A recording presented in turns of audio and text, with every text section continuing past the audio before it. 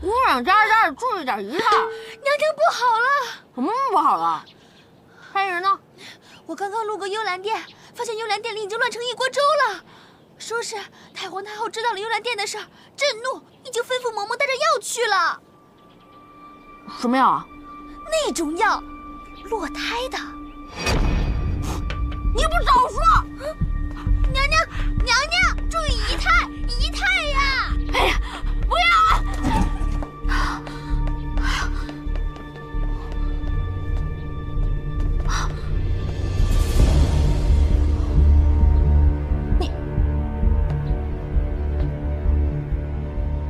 你喝了？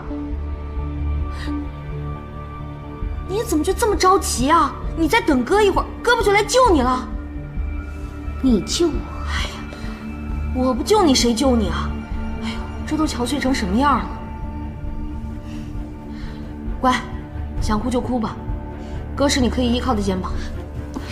姐姐，你这是做什么？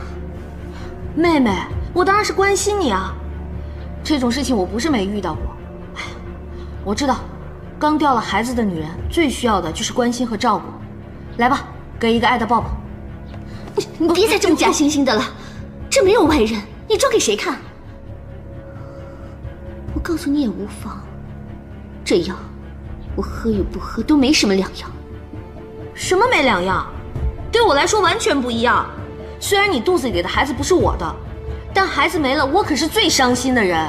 够了，你不要再装了。我现在就告诉你，其实我根本就没有怀孕，这只不过是我挽留皇上走得一步棋而已。你说什么？你没怀孕？那幅画像的事，本是我想陷害姐姐，即便陷害不成功，我笃定依照姐姐的性格，定会置我于死地。这样一来，皇上就会站在我这一边。说你傻，你还真的傻。我关心你都来不及，我怎么会害你呢？正是你这种假情假意，害得我走到如此地步。想不到你对我百般热情和嘘寒问暖，反而让皇上高看你一眼。我现在已经是无计可施了。你无计可施？你这一假怀孕，我比你更无计可施了。行了行了，别哭了。齐胜不还老来你这儿吗？以后把握机会就是了。我好心劝你啊，男人都是自由的鸟，最烦被束缚。如果你想和你的圣上一生一世一双人，以后不要再用这种方式了。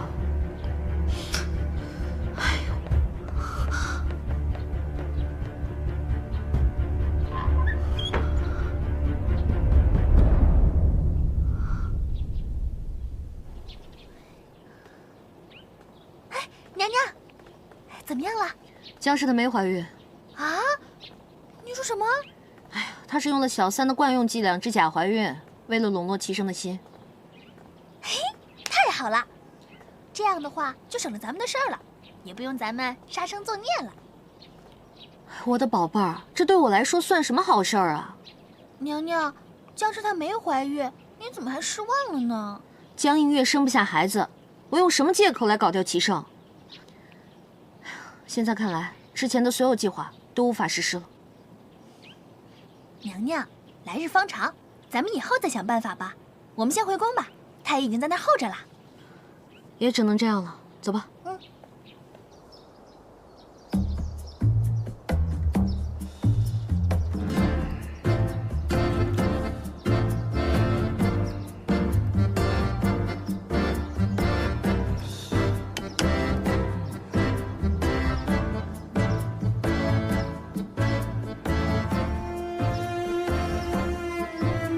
小张，别睡了。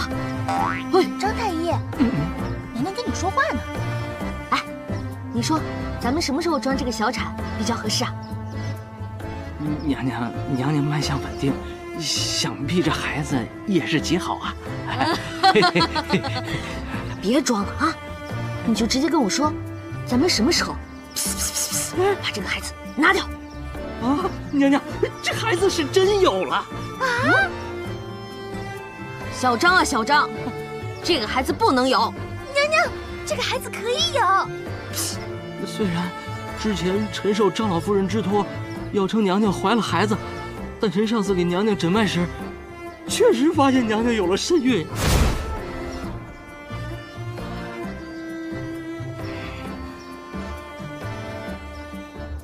那你上次为什么不说？娘娘，臣和您如实说了呀，临走的时候还嘱咐娘娘吃安胎药呢，臣也是如实向皇上禀报的呀。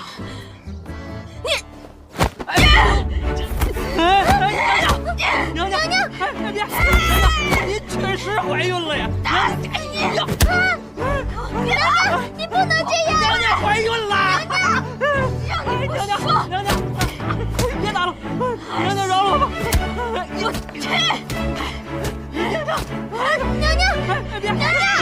您确实怀孕了呀！娘娘怀孕了！回来！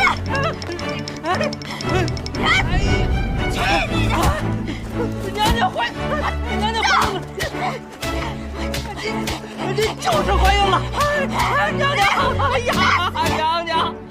娘娘，这都怀上孕了，不可能啊，怎么更心烦了呀？不可能，我跟齐胜根本就没有，我怎么可能啊？难道是3个月前在江府那次？啊！你不要再像个跟屁虫一样烦着我了，好不好？娘娘，您真是太大意了，怎么一直没来月事，自己都没发现呢？我一个大老爷们儿，我又没生过孩子，我怎么知道？啊，起爆！嘿，娘娘，那定是您底子好，没有什么害喜的反应。这次在江北遭了那么大的难，都没有动了胎气，说明这孩子是上天对您的眷顾，是命中注定啊！老天爷，你这是找死了玩我呀！娘娘，今天江氏没了孩子，咱们又有了孩子，这真是双喜临门呐！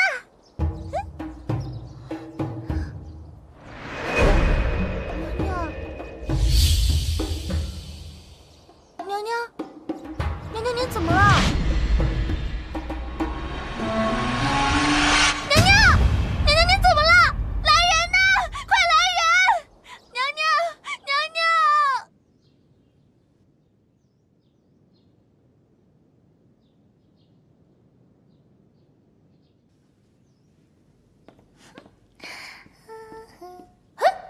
娘娘，您怎么下地了呀？我是怀孕，又不是瘫痪，干嘛老让我躺着？那新熬好的燕窝粥，您吃2口。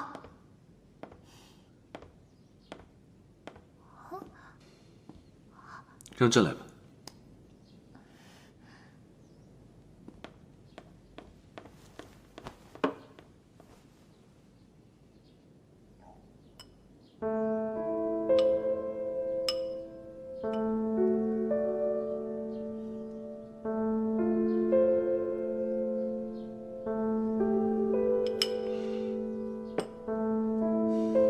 其实，这个孩子不能生。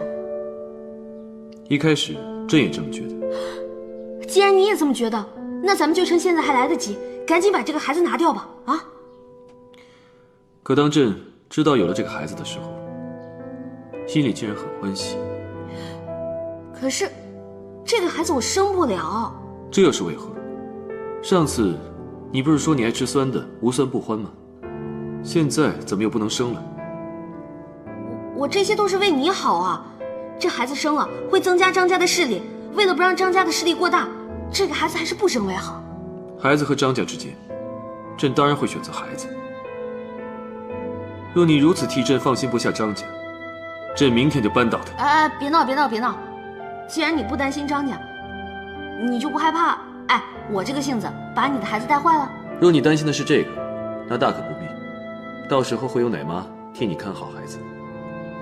皇上，我不能跟你生这个孩子。这么说，你是不想和朕共同生养一个孩子？这不是和谁生的问题，而是让我生孩子，我根本就没有那个我接受不了。你可知道，你这话是大逆不道。生儿育女是你的责任，怎么能由你的意愿左右？一定要生吗？啊！你若是敢对这个孩子做什么，朕是不会放过你的。朕命你好生休养，不要胡思乱想，听明白了吗？哎呀！怎么了？我头疼。朕命御厨做了你最喜欢吃的榴莲粥，一会儿就送过来。我不想吃榴莲粥，我想吃鸭脖、鸭肠、鸭心、鸭锁骨。我头疼。哎呀！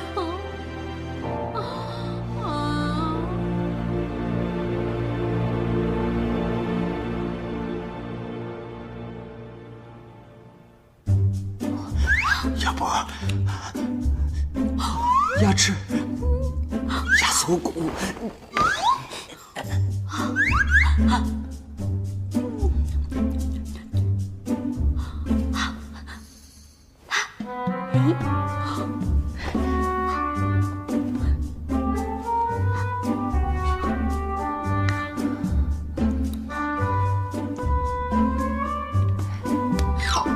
财神爷是谁？杨烟。没急，一下子就猜到了。除了你还有谁呀？那你猜猜这是什么？桂花糕。啊！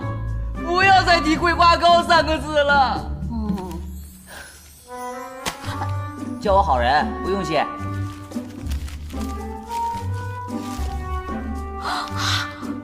你怎么知道我想吃鸭脖子啊？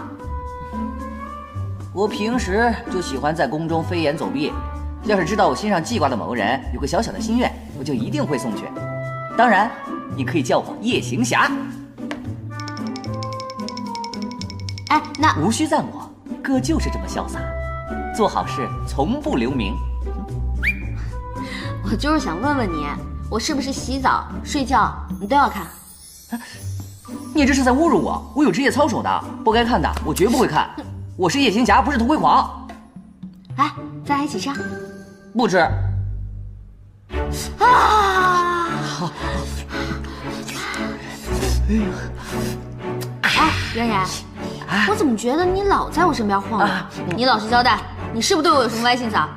那不能够，你是皇后，又是9个心尖上的人，我是喜欢你，但不是那种喜欢。那你说说看，你是喜欢我的模样呢，还是喜欢我的内心呢？我当然喜欢你的内心啊，我可不是那种肤浅之人。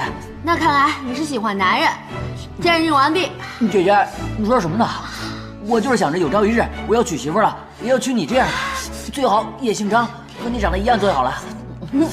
我跟你说啊，我可是独一无二的，我没有双胞胎兄弟。嗨，表姐妹也行。你是在让我给你介绍对象吗？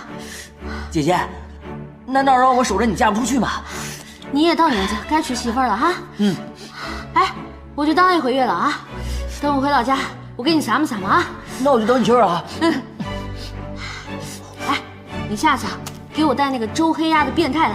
知道了，这个不够味儿。哦，知道了。辣死了，辣死了！哎呀！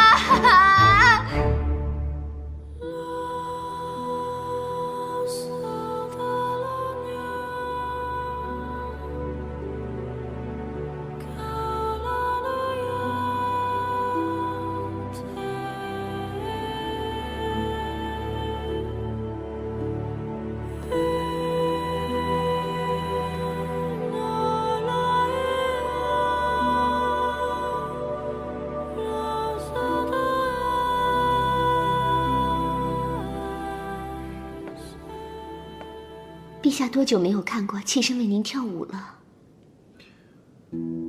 有时候朕在想，把你接入宫里，究竟是对还是错？你进了宫，却变得心狠手辣、诡计多端。皇上，上次你用画像一事要陷害皇后，朕并没有深究，一是念在你一时糊涂，二是皇后嘱咐朕不要为难于你。皇上竟是因为姐姐才不责罚臣妾的，不然呢？妾身以为皇上对我还有情，才会忍耐我的小性子。这已经不是你耍耍小性子那么简单的问题了。你居然谎称怀孕来欺骗朕！皇上也送皇后那里，妾身心里实在难受，才出此下策。那都是对您的一份爱、一份情才会这么做的。因为爱，你已经被私情迷了心智，做了那么多违背本心之事。你可知道，你现在这般对待自己，已不再惹人怜惜。皇上，你难道感觉不到我对你的爱了吗？你究竟还要利用这个爱子做多少糊涂之事？朕一直不喜欢张氏从前的娇蛮，只觉得你比他更大度、明事理、善解人意。可真没想到，如今你们二人的性情倒像是颠倒了。皇上，皇上，从今往后，你愿住在这里也可，你想去别处也罢。这幽兰殿并不是你的金丝笼，你也别想再用爱来要挟朕。皇上。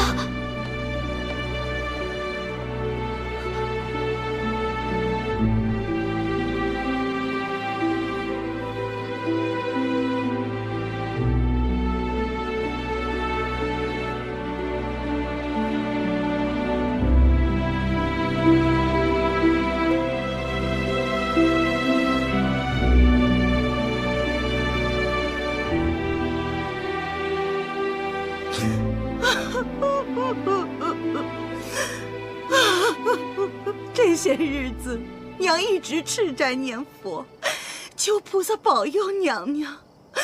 没想到，真是灵验了。鹏儿，你总算是熬出头了。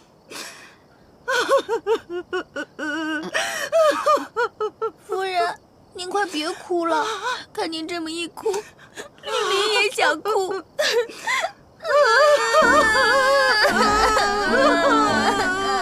你俩能不哭了吗？这孩子真不该怀。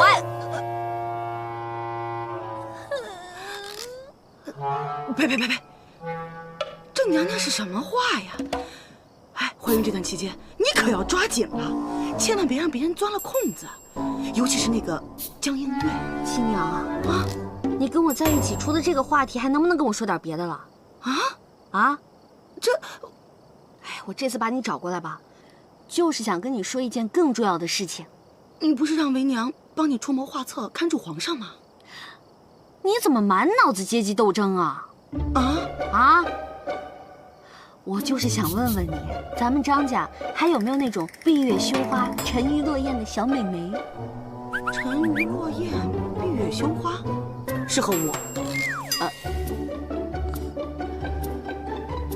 没文化可真可怕呀！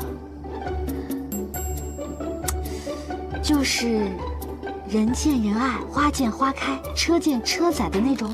哎呦，你叔父张玲家的姑娘张玲玲，哎，也就是那姑娘，那长相还能与你媲美。那真是太好了。哎，他可曾许配过婚事？还没有。这次把你找过来啊，就是想告诉你，我想给杨玉将军的儿子许配一门婚事。杨家跟咱们家也算是门当户对，您觉得呢？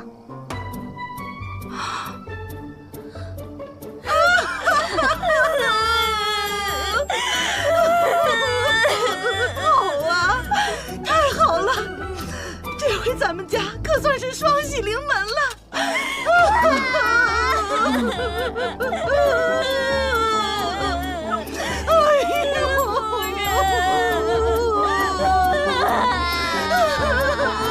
给皇后娘娘请安。强公公，这什么意思啊？该不会是要把我赶出去？你们要易主了吧？回皇后娘娘，皇上是怕您预期反应太大，怕您遭罪，想来兴圣宫陪您。您看，东西都拿来了。What？ 齐上要搬来兴圣宫来住？No！ 我坚决抵制。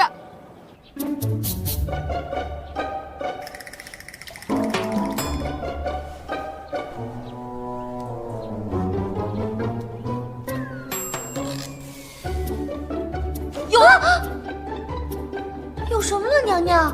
我刚才吃饭的时候就见您心神不宁的。我有办法让齐胜不来烦我了。娘娘，奴婢真是不明白了，皇上想对你好，你为何如此抵触呢？你还不了解我吗？我怎么跟一个男人睡在一起？可是自古以来，夫妻睡在一起就是天经地义的呀。谁告诉你夫妻就得睡在一起？要是跟你睡在一起，我还愿意。他想都别想。那娘娘，你想到什么办法能让皇上不再来找您呢？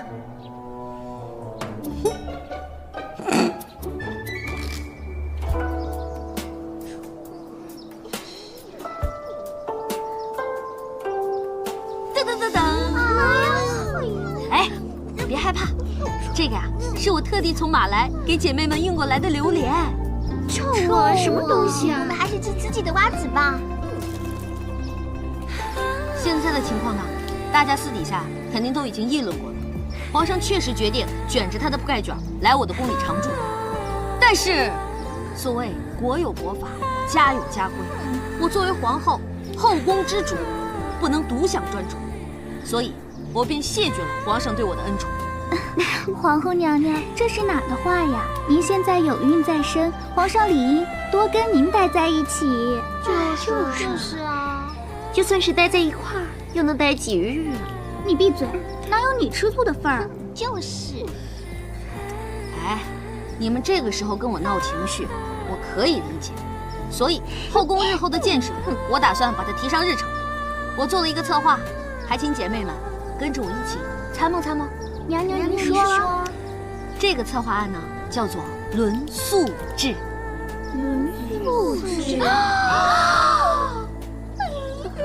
意思就是呢，让皇上按照表格上的次序，叫姐妹们轮番去大明宫侍寝。那岂不是让咱们雨露均沾吗？可是娘娘，臣妾实在不明白，您为何要这样做？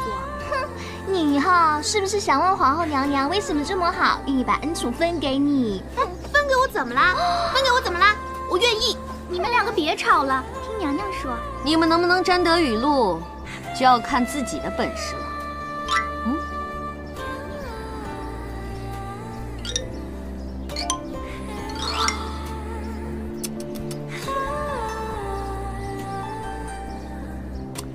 但是啊，这只是我的一面之词。皇上他又怎么能听我的话呢？姐妹们又有什么能力能得到皇上的圣宠呢？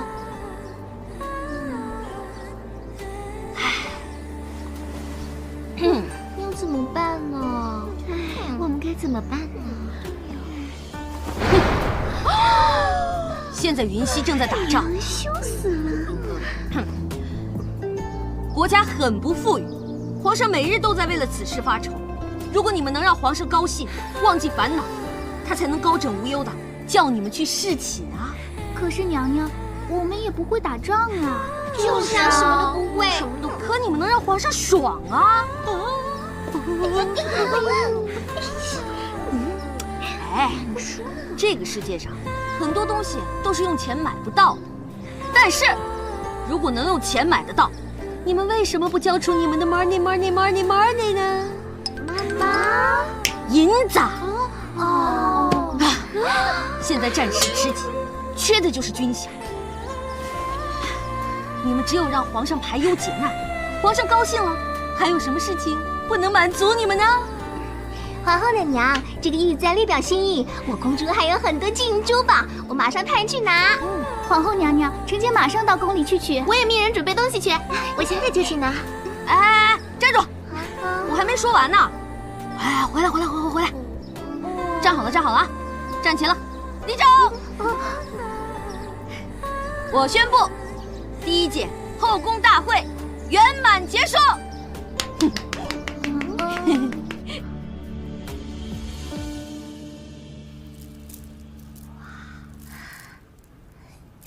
娘娘，奴婢实在是想不明白，您说轮宿就轮宿嘛，干嘛让娘娘们捐这些呀？皇上要是知道了，会不会发火？就是怕他发火，我才设下此计呀。奴婢又不懂了。您说皇上那样子也不缺这些金银珠宝啊？礼不在贵重，关键是皇上见了嫔妃们送来的这些金银细软，我就不信他还肯拉下脸来伤了娘娘们的一片爱国之心。我这么做就是想让他无法拒绝，骑虎难下。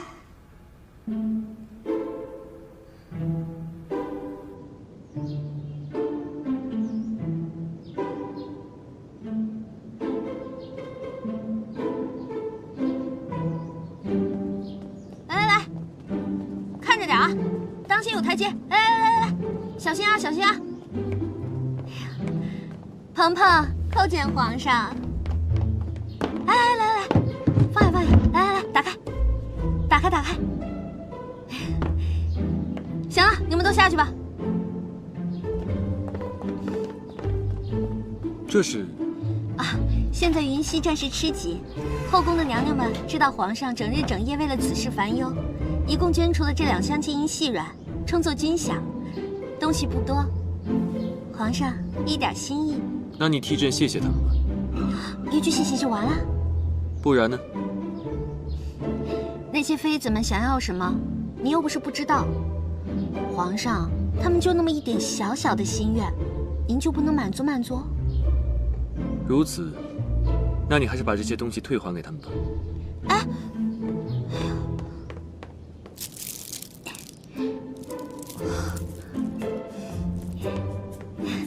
这些东西啊，是还不回去了。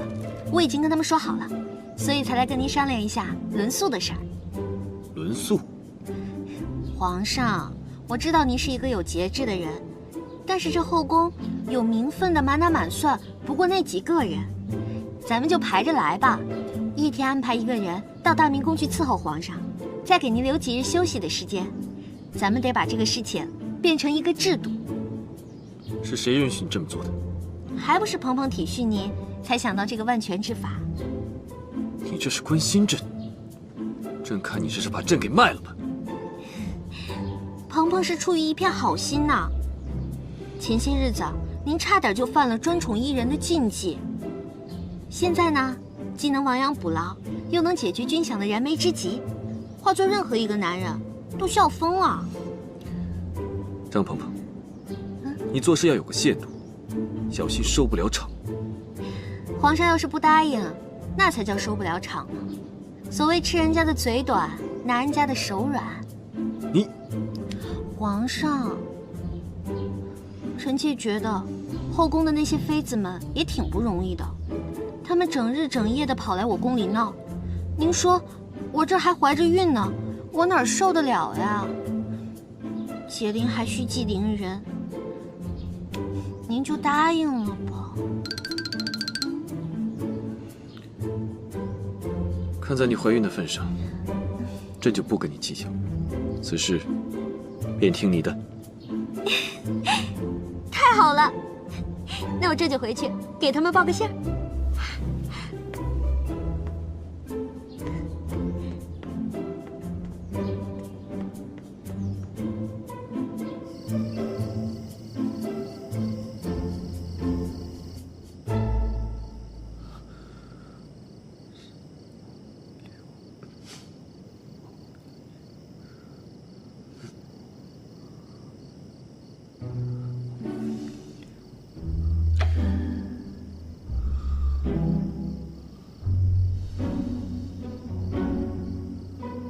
皇上，按照皇后娘娘制定的轮宿表，今晚该是皇妃来执勤了。知道了。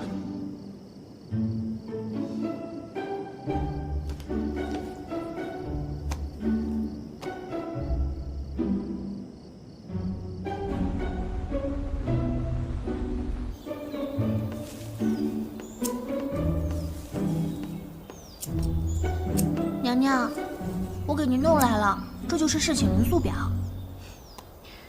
宝贝儿，真是辛苦你了，又让你去跟强公公使美人计啦。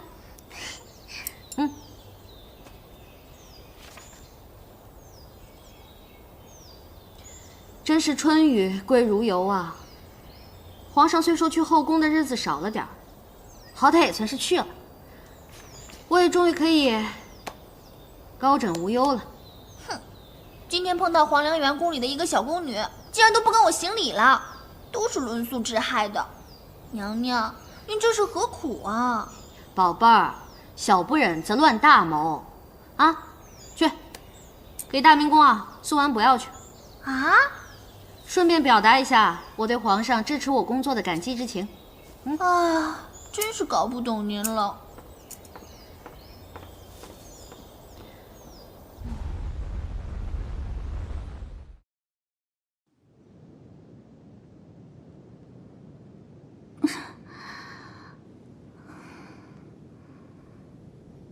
哎呀，你做什么？皇上。臣妾实在是太困了，能不能躺在这儿睡一会儿呀？不行，守夜是你的责任，怎可怠慢？皇上，这些日子臣妾几乎天天来给您守夜，臣妾实在是撑不住了。哪来的废话？能夜宿大明宫，在外人看来，还不是你莫大的福分。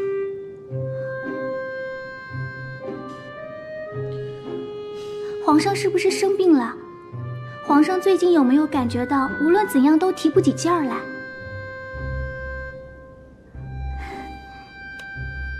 皇上可曾听说这种药？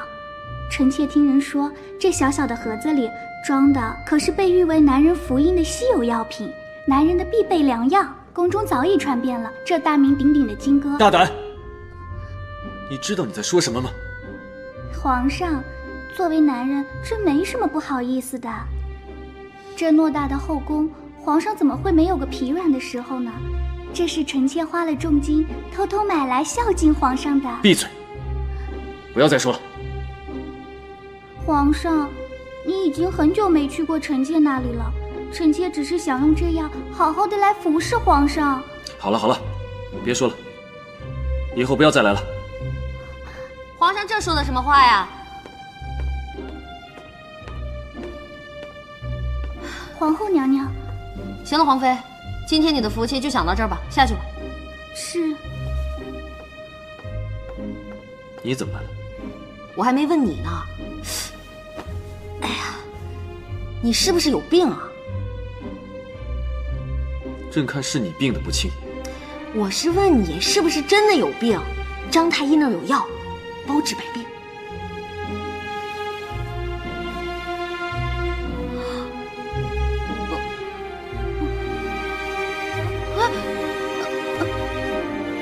你知道你在说什么吗？有肚子，不方便。你没病，我有病，再见，我不走。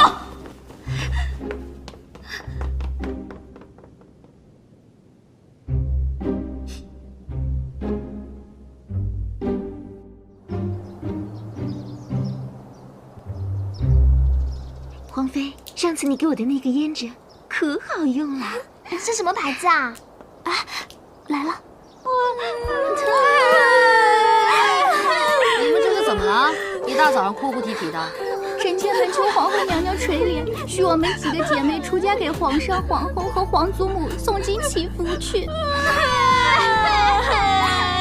这一大早上呢，集体玩出家，这是唱的哪一出啊？皇后娘娘的论素旨是给我们几个妹妹万分周全的考虑，只是我们没有福气享受罢了。唉，该来的总是来了，看来这酒妞啊，是忍不能再忍了。我们姐妹几个想着，既然不能讨皇上欢心，还不如把位置让出来，好让皇上把那幽兰殿那种可心的人纳入宫中伺候啊！是啊，娘娘。行了行了，都别哭了，坐下吧，咱们有话慢慢说。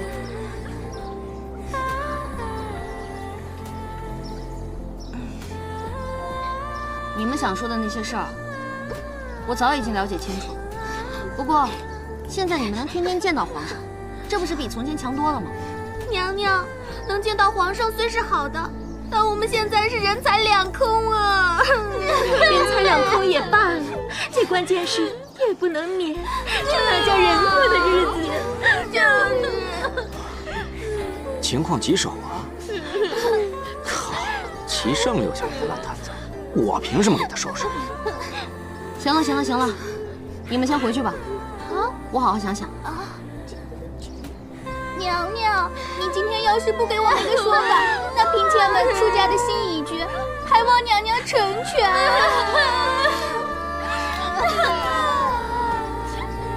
看来这不是真的想出家，哼，这是来威胁我的呀。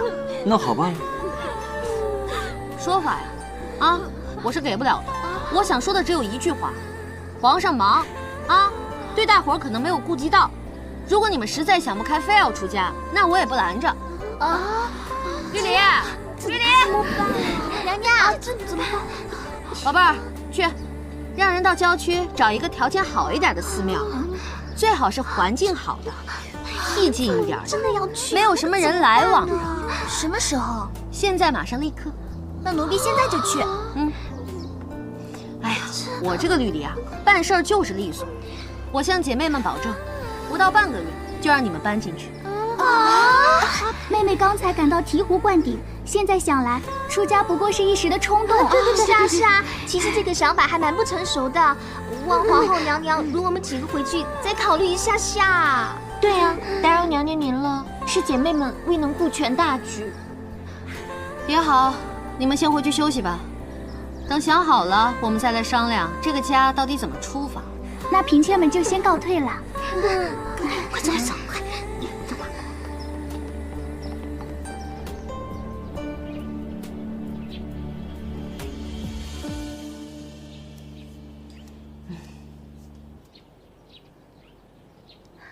娘娘，皇上没跟那些娘娘们睡在一起，是因为对您一片真心呐，活该他们都变成熊猫眼儿。绿篱啊，你就相信一代帝王会变成情种吗？娘娘，咱们就不能再信皇上一次吗？宝贝儿，齐胜他不是情种啊，即便他以前情种过，那个对象也不是我，以前不是，以后也不是。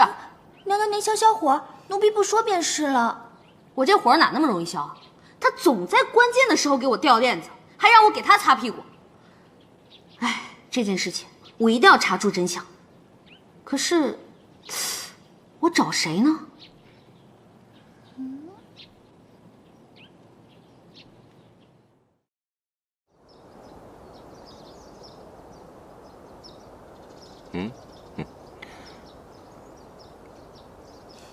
赵王，我与你的关系呢是剪不断，理还乱，所以今天我把你找来，是有很重要的事情想要问你。我就说嘛，重要的事情你还得问我。你少嘚瑟啊！我就是想问你，皇上他是不是受过什么刺激啊？比如说女人的刺激。娘娘，您这话什么意思啊？你弟他明明是个可以坐拥3000佳丽的皇帝，为什么要过着像苦行僧一样的生活，不沾雨露呢？此话当真？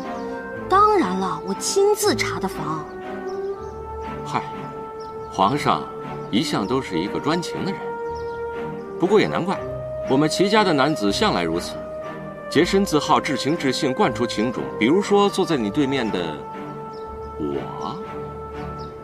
冤大头我见过，你这么冤的大头我还是第一次见。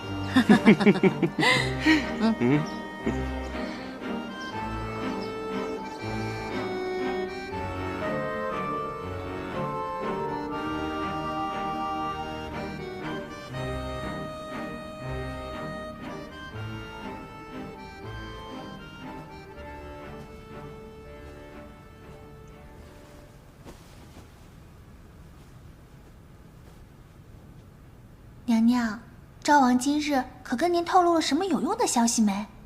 可靠情报一点没有，反倒说了齐胜的好话。啊？他都说什么了？他说齐胜是一个用情专一的人，我就纳了闷了。你说人家都拐跑你媳妇儿，你怎么还帮人家数钱呢？不过话说回来，这些日子娘娘你也看到了，皇上呀，他不仅对您百依百顺，就连您送到大明宫里的那些娘娘们，他连看都不看一眼。我觉得呀，皇上用情专一的对象就是您呐。哎呀妈呀，你说的好有道理啊！对呀对呀，对你个头啊！女人的脑子就这么不记仇吗？人家给你叼2颗糖豆豆，你就什么都忘了？在江北的时候，齐胜差点要了老子的命。我告诉你啊，就算他把我当成亲爹，也动摇不了我要灭了他的决心。关刀，歇轿。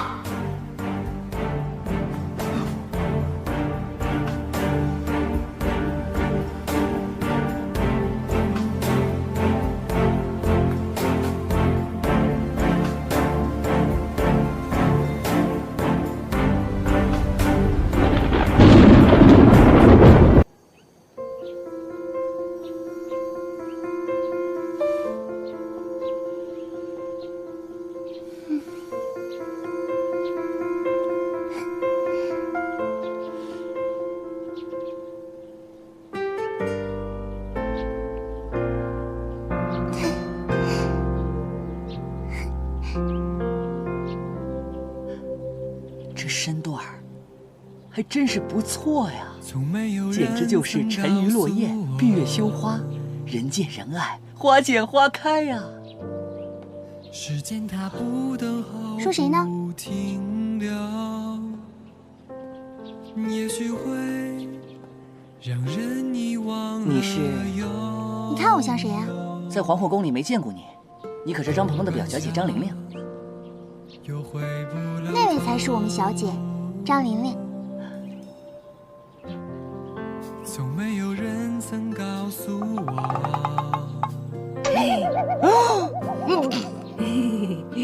快乐才是真正的拥有。早有耳闻，你家小姐貌美如花，性情温和，像一度芳容。可是她还没你漂亮呢。原来你们都见面了，姐姐，这就是我跟你说的张玲玲。啊，你是张玲玲？正是张灵将军的长女张玲玲。你刚才只是跟公子开了个小小的玩笑。姐姐，我想死。杨言啊杨言，你也有今天啊！不想活了。这样，你等会儿啊，别让我活了，我的名誉呀！滚！怎么样？觉得我们玲玲还行吗？当然100个满意啊！那就太好了。只是不知道人家姑娘的意向如何。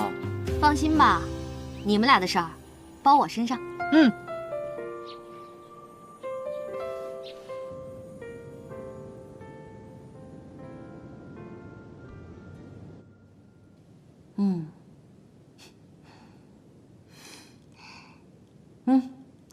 过来，坐我旁边来。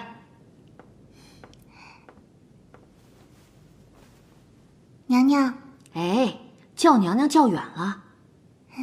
姐姐，你叫我鹏鹏哥。鹏鹏姐。你看着叫吧。今天把你留下呀，就是想问问你，你觉得杨言那小子怎么样啊？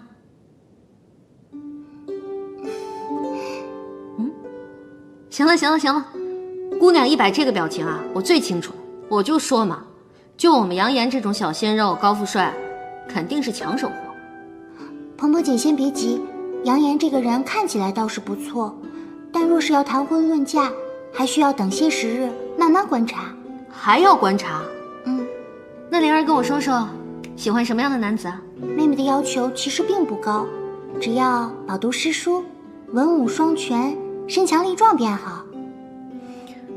哎呀，这姑娘的要求，杨言是一样都没占啊。姐姐说什么？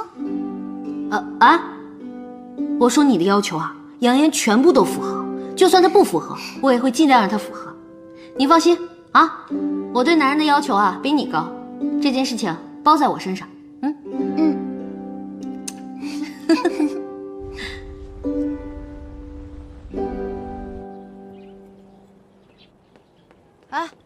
摆好了，马齐了啊！哎，是。这到这儿。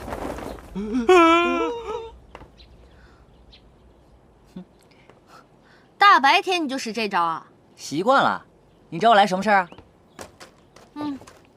我跟琳琳聊过了。聊过了。给你提了一个小小的要求。要求？哎，这是干嘛用的？这是给你的见面礼啊。这是书籍，那个是砖头。这砖头，不会是用来拍我的吧？我们琳琳说了，就喜欢那种身强力壮、饱读诗书的男人。你除了会耍嘴皮子，你还会干什么呀？别说我没帮你啊！把这些都给我搬回去，好好练习吧。我练？那我练。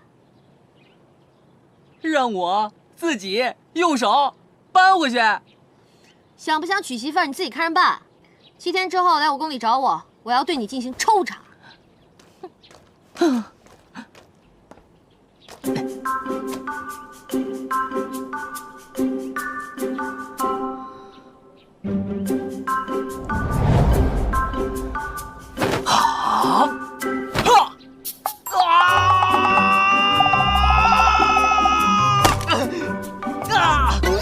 姐！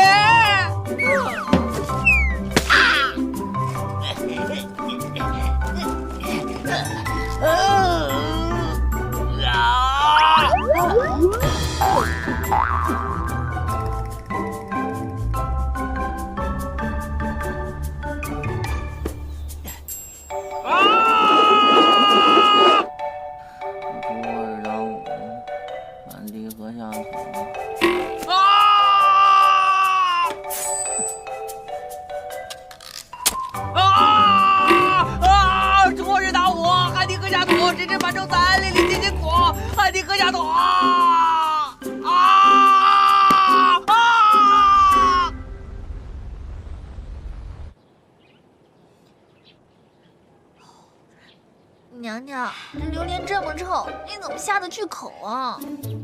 来这个，吃一块，吃一块。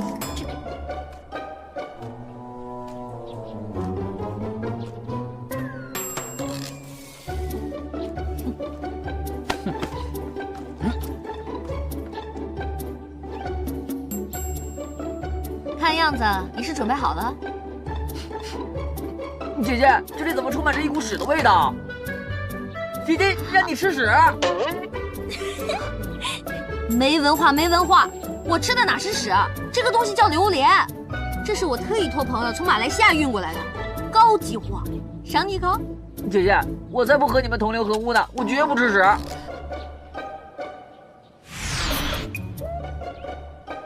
哼，我准备好了，这桶对我来说也太小儿科了。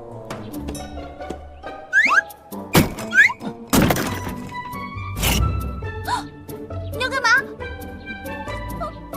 你要干嘛？娘娘，娘娘！哎呀！救命啊！救命啊！救命啊！女神姐姐，我这只手还空着呢，还能再扛起一人。姐姐，要不你也来试一试？行了，明天带你去个地方。啊？去一个地方？哎呀！哎！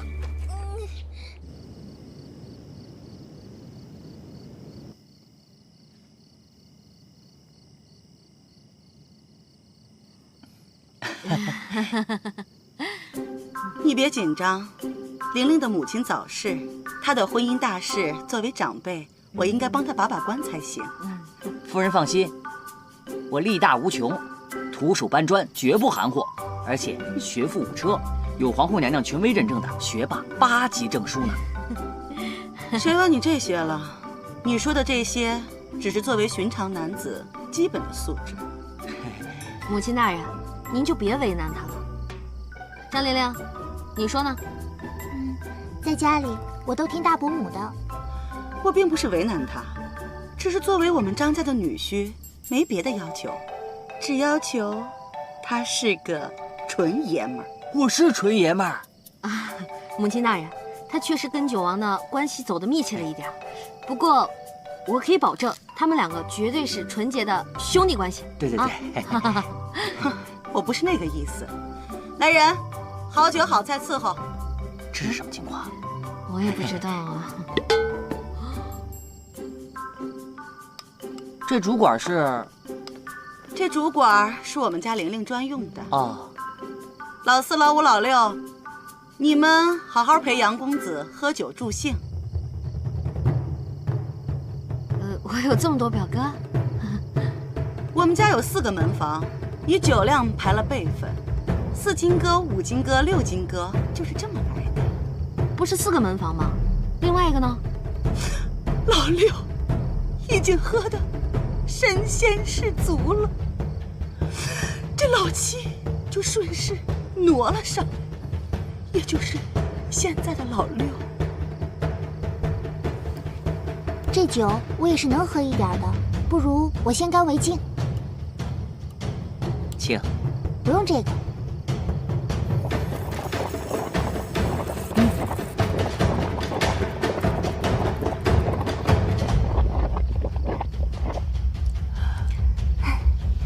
小酌怡情，小酌怡情。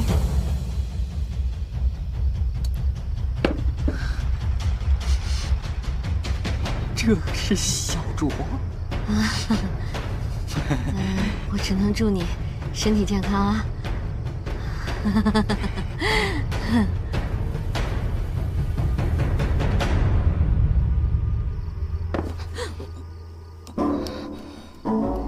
倒酒，不能喝就别喝了。谁说不能喝的？谁说我不能喝？我告诉你，1斤2斤，我不算酒；3斤4斤，涮涮口；5斤6斤，有点抖；7斤8斤，我不抢走；9斤10斤，我还在好。哦。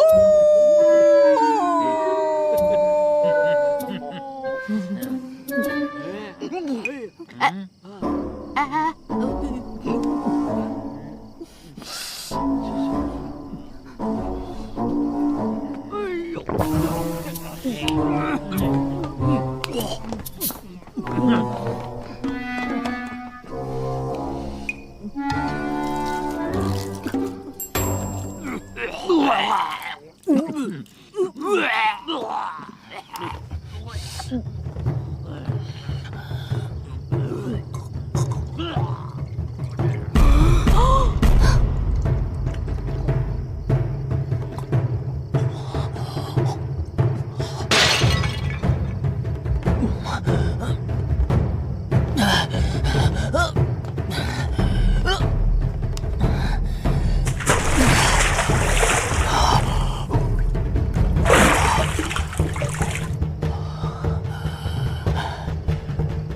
终于解脱了！水呀！救命啊！我不会水，救救我！杨公子，我要死了！救命啊！救命啊！杨爷，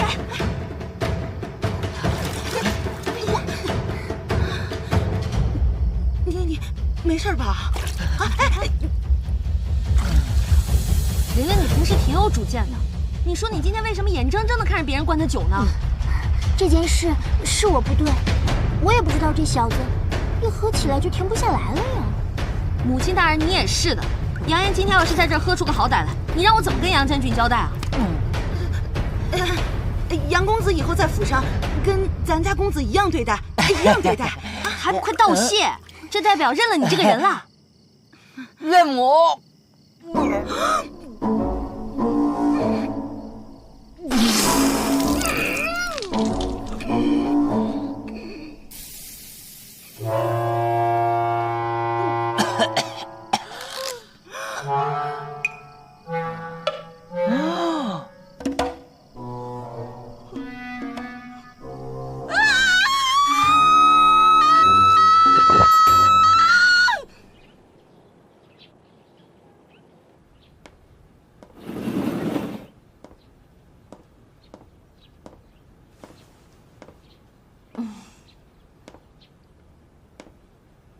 为何今日起得这么晚？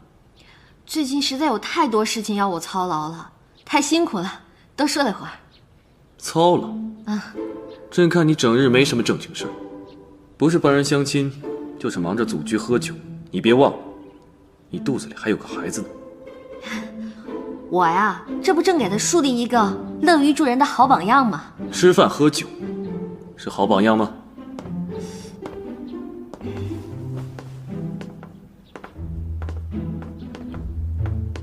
放下吧。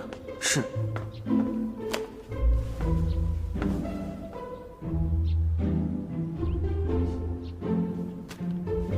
这些史书、兵书以及四书五经，一定要抽时间熟读。听太医说，这是对胎儿极好的早教。哎呀，我这种连人物小传都不会读的人，读什么史诗啊？你若不行，朕会从宣灵院派个太傅过来教你。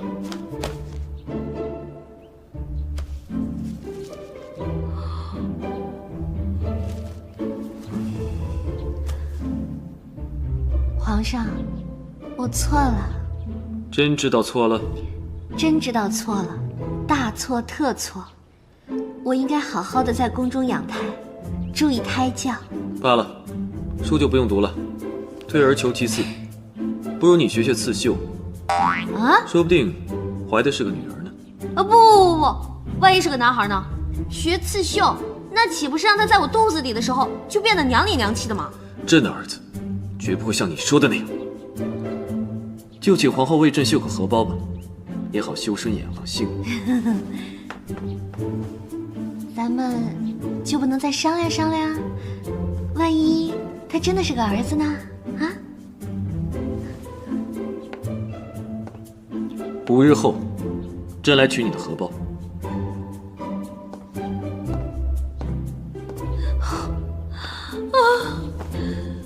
我一大老爷们儿怎么会绣荷包啊？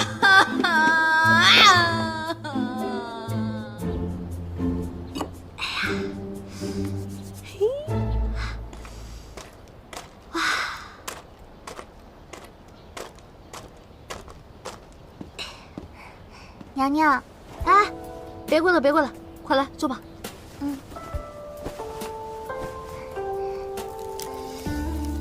哇，娘娘，这是什么呀？好臭啊！这个是我特地托人从马来运过来的榴莲，来，这个。不用了，谢谢娘娘。那我自己吃了啊。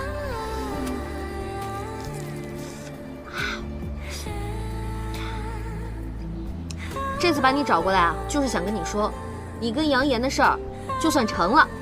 不过这婚姻大事，除了求个两情相悦以外，还关系到很多其他问题。灵儿能找到如意郎君，都是托了姐姐的福。姐姐有何事吩咐，尽管开口便是。你呢，嫁到杨家以后，要跟杨言好好相处。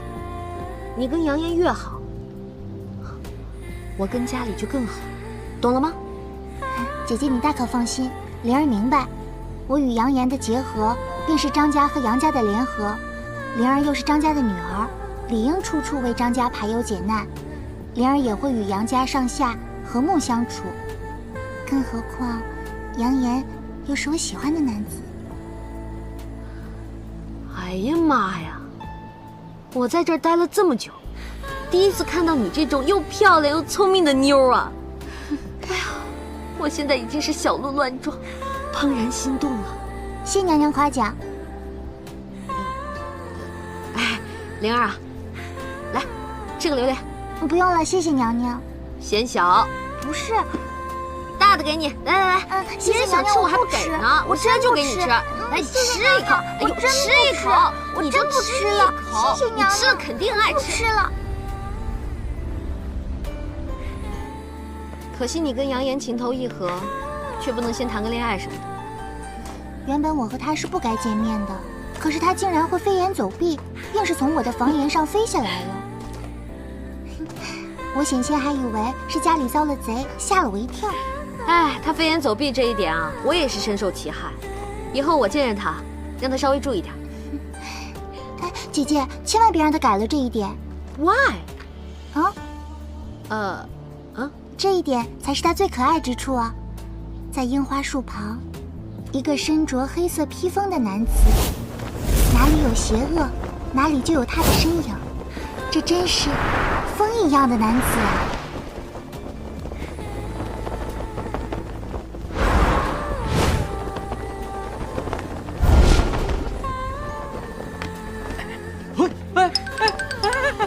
哎呀！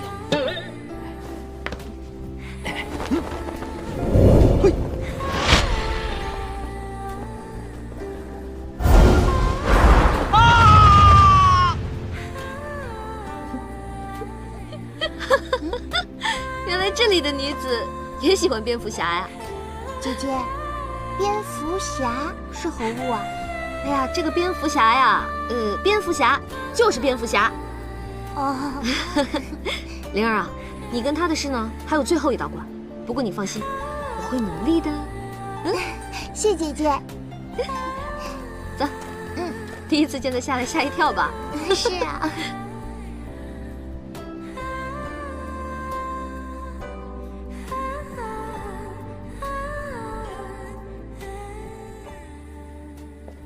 今天你要嫁给我，皇上。你看这花瓶中，哪一朵花最漂亮？哎，这朵。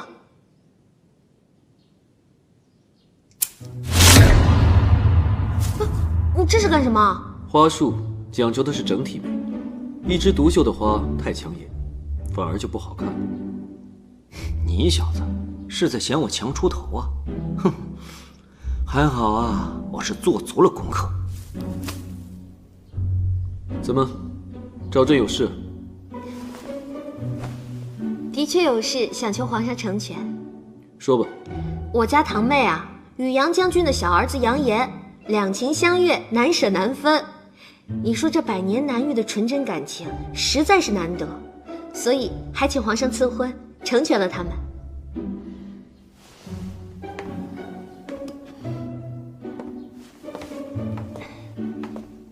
相信皇上最明白爱一个人的滋味吧。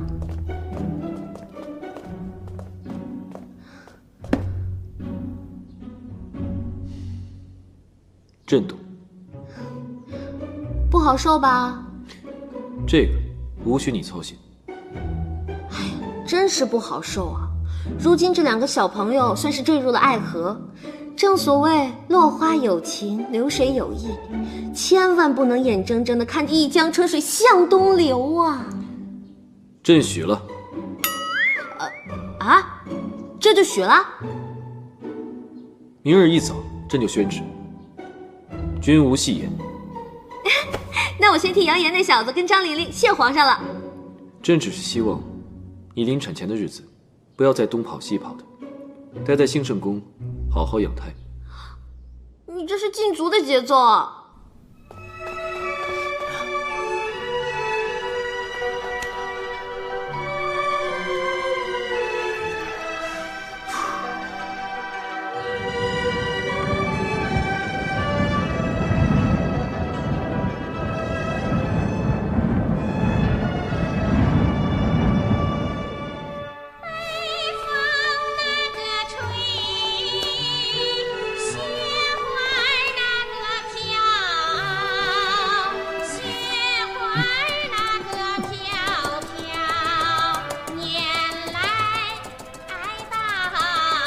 人的生命可以归结为一种简单的选择，要么往生，要么赶着去死。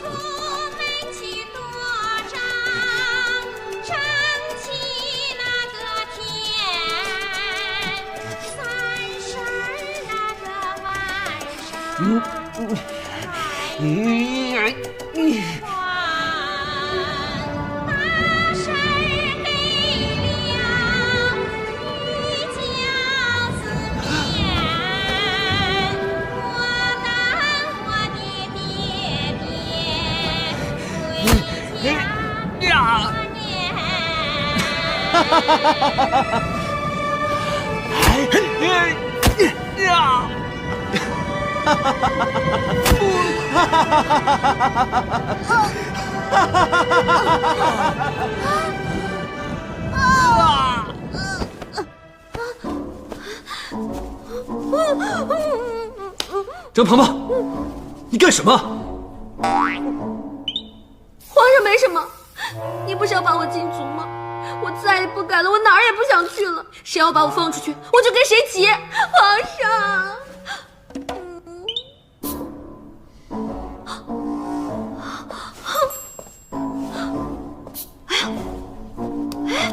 我怎么在这儿？我刚刚干什么了？不会是抽风了吧？哎呀，哎，我怎么在这儿？